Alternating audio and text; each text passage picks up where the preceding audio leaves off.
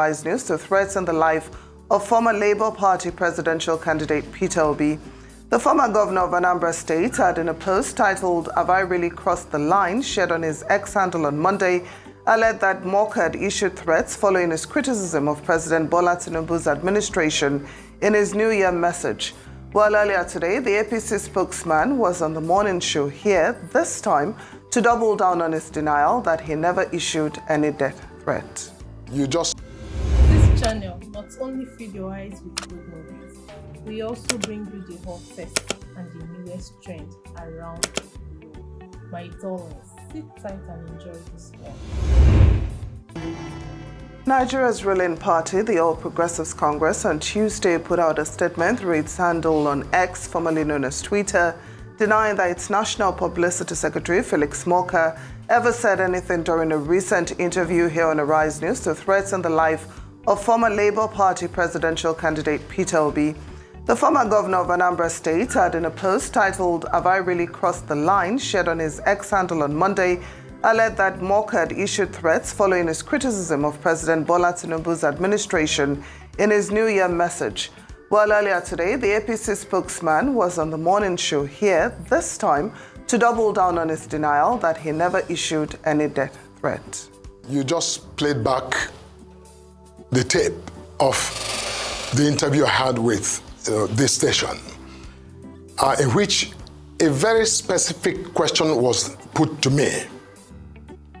And the question, because when you play the tape, it's important for the viewers to understand the question I was responding to. I was not speaking in a vacuum. I was responding to a very specific question put to me during that interview by your colleague. And the question was this: you have hit back with a volley of attacks, calling Peter Obi a prophet of doom. Some of you have said he's always embarking on voodoo economics that are not in line with the current realities. Do you think this is a slingshot that has gone beyond normal politicking? Now, everything I said in my answer, including the last sentence which you referenced, was in direct and exclusive response to the reference to Peter Obi as a prophet of doom or as engaging in economics. So, in other words, my answer was, if Peter Obi was called a prophet of doom or was called a voodoo economist, he has it coming to him because he has crossed several lines of truth. End of story. End of story. There's nothing else to suggest in those words that I said in the moment of an interview that, saying Peter Obi has been, speaking a lot of, falsehood, quite frankly. He says he has received death threats. From who exactly? Could it be that your statement was a form of incitement, to pro-Tinubu, pro-administration persons? No. You see, he who alleges must prove. If Peter Obi says anyone threatened him, he must, beyond just saying I've been threatened, Peter Obi, I think he, for a man in his standing, he should adduce or, supply some evidence of those who threaten him. Because if anyone threatened Peter Obi, we shouldn't be having a conversation in your studio. The law enforcement system should be looking for those who threatened Peter Obi's life. So, but the point, I want to make two major points. One is that I, Felix Morka, did not threaten Peter Obi.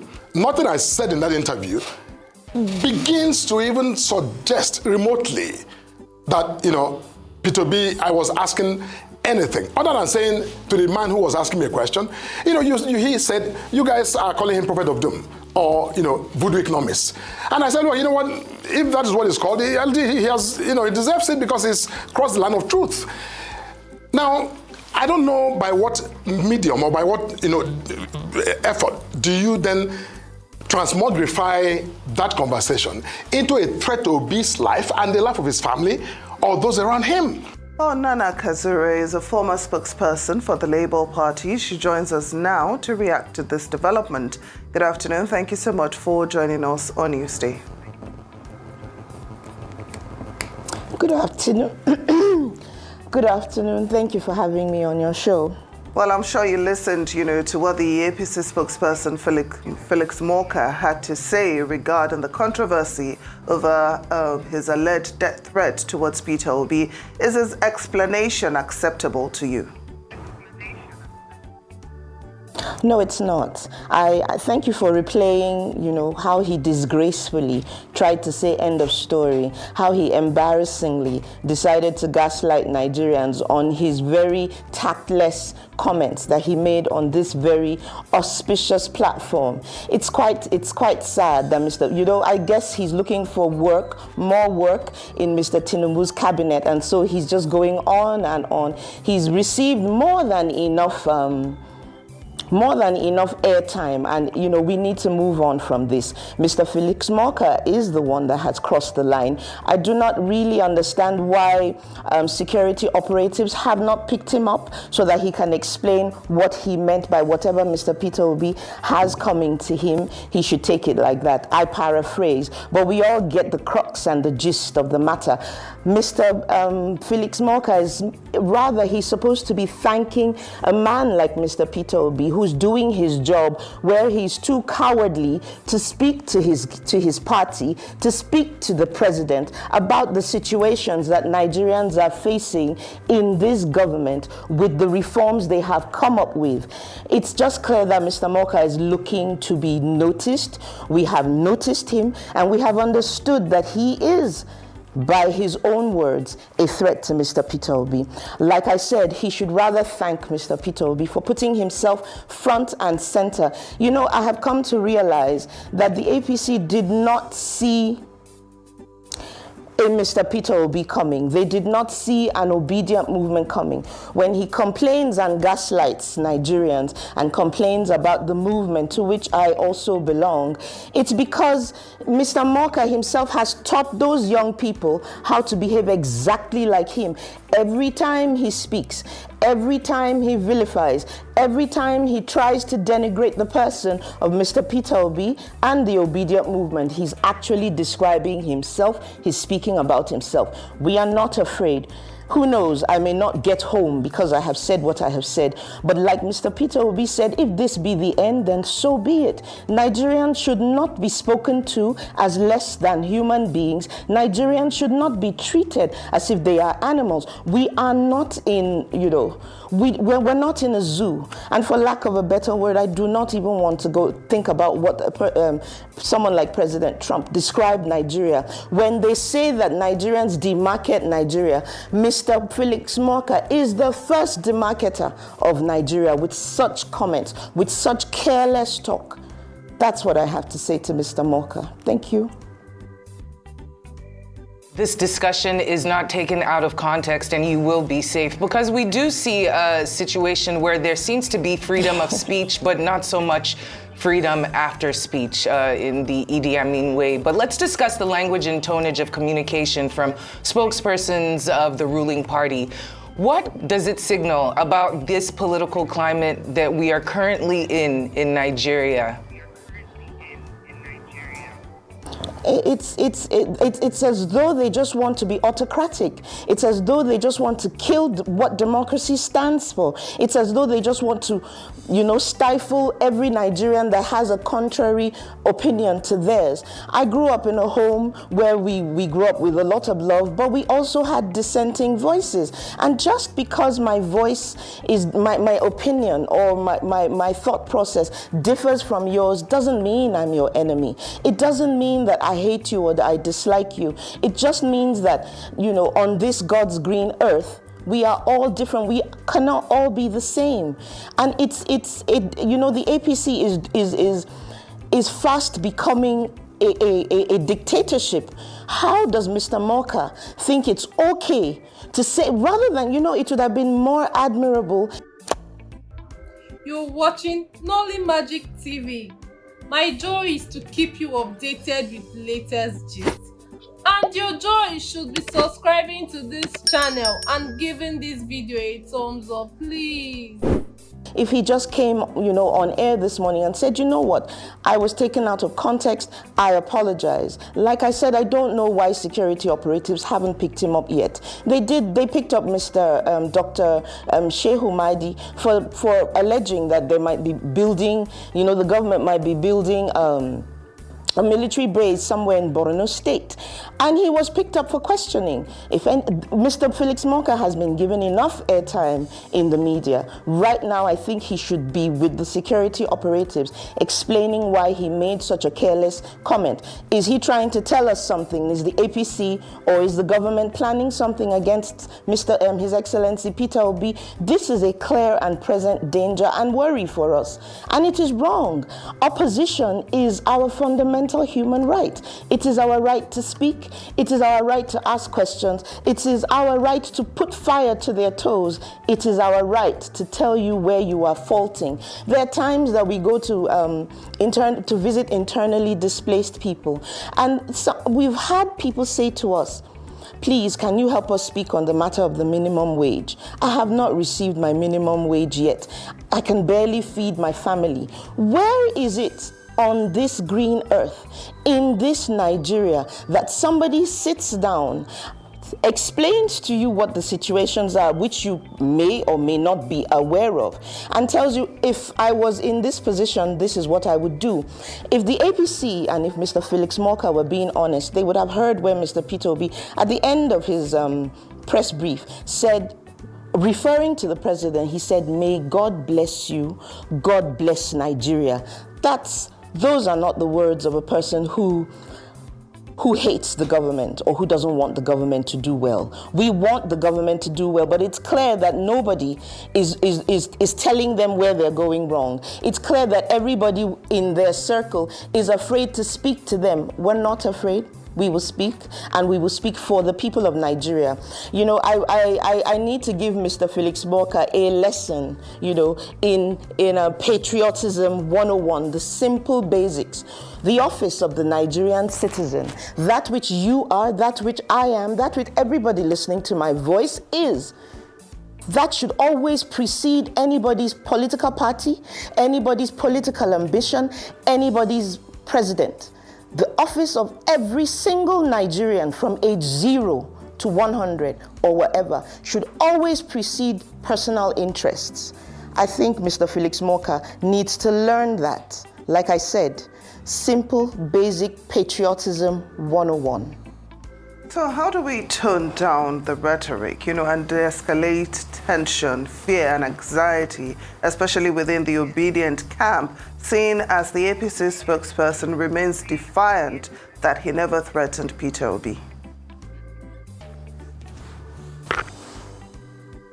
Well, I don't know if you're a mom, but one thing as a mother that I do know is that when we're strict with our children, for example, you want to discipline your child, the first thing the child does is the child runs back to you. So if Mr. Felix Morka was more sensitive, then he would have done what I said. I've already responded. A simple apology. It takes nothing from him. It instead makes him the bigger person. It shows that the office of the Nigerian citizen is important to Mr. Felix Morka. No, but whether clearly, or not what I'm saying you are is part of clearly his camp. the apology is not That means he would have shown leadership.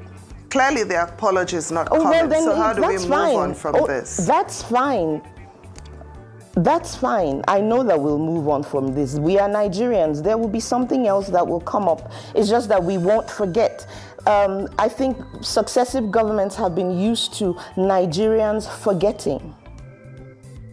But now, with the advent of the internet, with the advent of the kind of youth that we have, we will not be forgetting. That's all. And do you have... We will just remember. And when it's time to go to the polls, we will take we'll take the necessary decisions. It's simple. Mr. Felix Morka has done what he wanted to do. He said what he wanted to say. He has refused to take responsibility, and that's fine. What he has shown us that he shouldn't have a place in leadership. And do you have anything to say for the overarching APC, the ruling party of the day, who it seems has a spokesperson who is causing a bit of a skerfluffle at a time when possibly it's the new year? Things should probably be moving a little bit more peacefully. Do you have anything to say to the APC ruling party? I'm looking forward to the time where they said they were going to reduce inflation to 15%. Like I said, we're holding them to their word. I'm looking forward to a time where a bag of rice is going to cost less than the minimum wage that has been proposed, that people still don't receive. I'm looking for a time where a mudu of gari can go down to 300, 350, as opposed to 1,000, 1,001 and 1,002, depending on if it's white or red gari. I'm looking for a time where beans is going to cost less so that even, people can feed. I'm looking for a time, this is my message to the APC. We should see them doing much more than talking. 18 months, Nigerians have died needlessly. The pressure is too much. They should work towards easing the pressure, unnecessary pressure on Nigerians. If they have made wrong decisions, it's time to backtrack and begin to look, take forensic account of things that have happened. The APC has a lot of work to do. I don't envy them, honestly, but then, like you rightly pointed out, we don't need a Felix Morka to keep, rubbing insults onto the injuries of Nigerians. It's like there's an open wound and somebody decides to come and pour salt on it, or decides to pour, something more abrasive or acidic on it. It just has to stop. I wish the APC well, but then again, they need to rein in the people that they have put in leadership. They should speak to Nigerians properly. Another advice I want to give is there should be more conversations going on. They promised a government of national unity. So I would expect that the people who are in the opposition, and I've said it before, it's not our fault that I think it was this government, the margin they say they won with is about 36%. So you can see that there are more people in the opposition. So a government of national unity is more important than a government of the national fabric that they went and printed some time ago. Right now, what they need to do is sit down with Nigerians, well-meaning Nigerians, sit down with everybody, hear them out, because you can't know it all, and clearly they don't have all the answers. Get people who have run for office in various capacities, bring them onto the drawing board and let them begin to work together. Let Nigerians even see that unity, Let Nigerians even see it. Then it will even help us. It will be a cue to Nigerians to say, okay, you're not my enemy because you're from a totally different thought process, or you're from a totally different party, an ethnic group, or whatever it is. There's so much that one can say. I wonder if I even have enough time.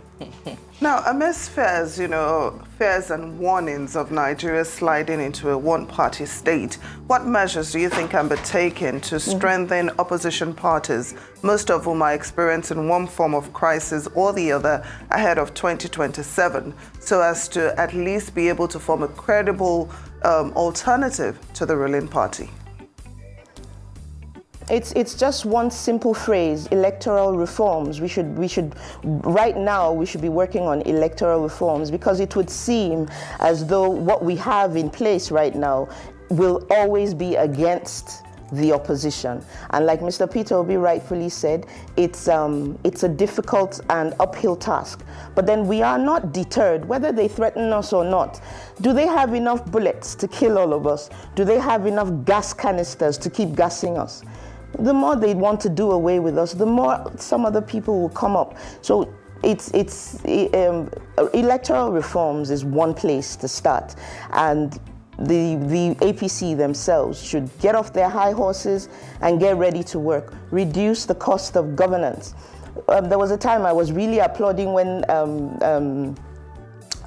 Senator Bola Ahmed Tinubu actually said, the Orasanya report was going to be, but we've not heard anything about that. I was really looking forward to it, but instead I've seen him backpedal and even increase his cabinet even more.